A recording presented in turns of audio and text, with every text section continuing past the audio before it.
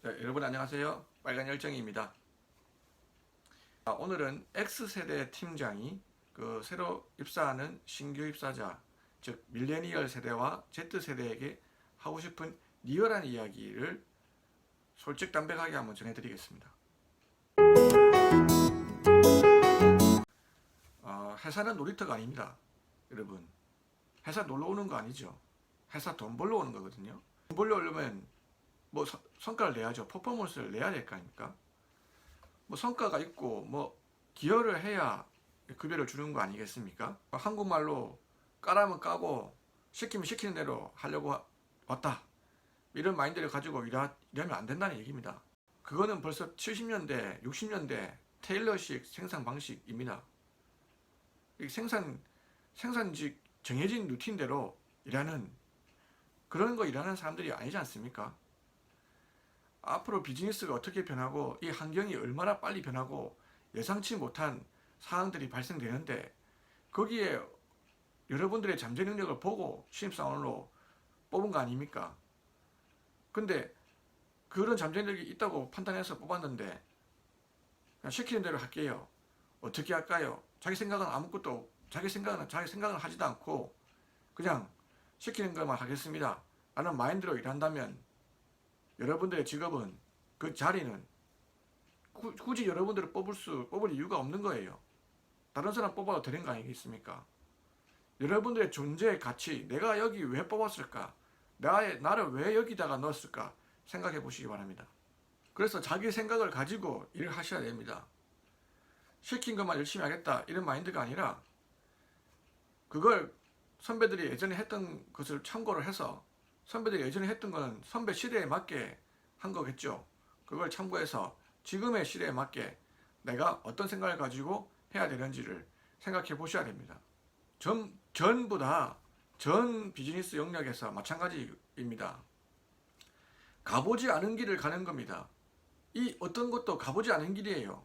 그 누구도 가보지 않았어요. 팀장이 답을 내줄 수 있습니까? 임원이 답을 내줄 수 있습니까? 그 누구도 어느 것도 정답은 없습니다.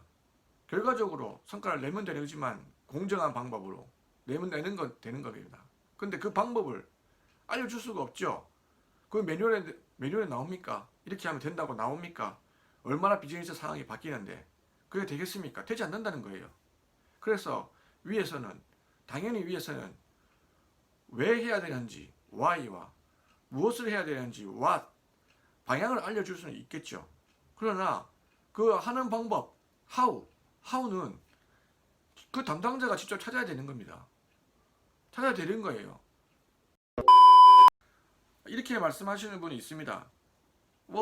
우리끼리 얘기로 대기업은 말 잘 듣고 공부 잘하고 군소리 안 하는 일벌레들 뽑은 거 아닙니까? 그러니까 상위 20%의 박사력들은 리딩을 하고 군소리 안 하고 일 연락시켜도 돈만 많이 주면 그냥 시키는 대로 일하는 이런 일벌레를 뽑은 거 아닙니까? 저도 그거 알고 있습니다. 다 압니다. 그래서 저 시키만 주시면 군소리 안 하고 열심히 일하겠습니다.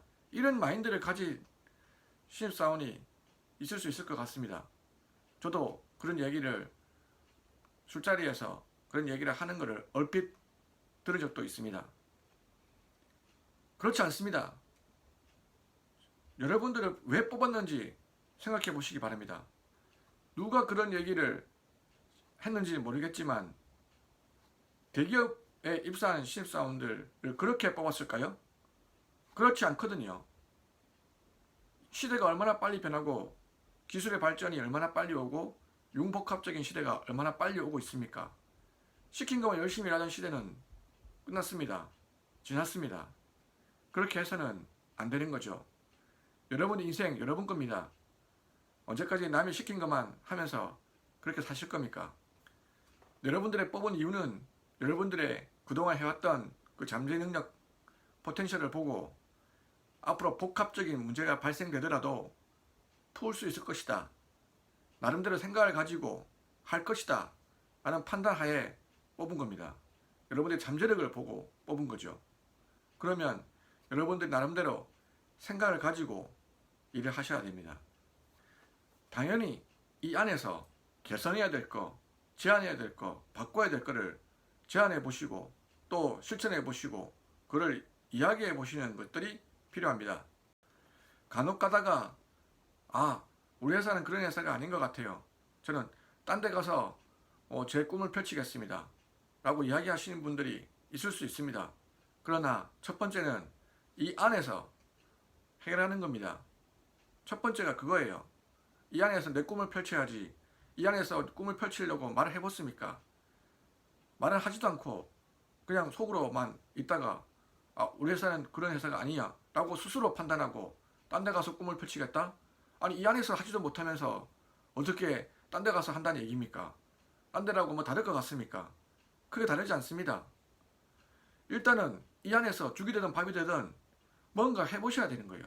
뭔가 해보고 정 해봤는데 아니다라고 판단하면 그때 가셔야 되는 거예요. 일단은 내가 주어진 내 잡에서 여기서 인정받아야 되는 겁니다. 그래야 그 다음 넥스트가 있는 겁니다.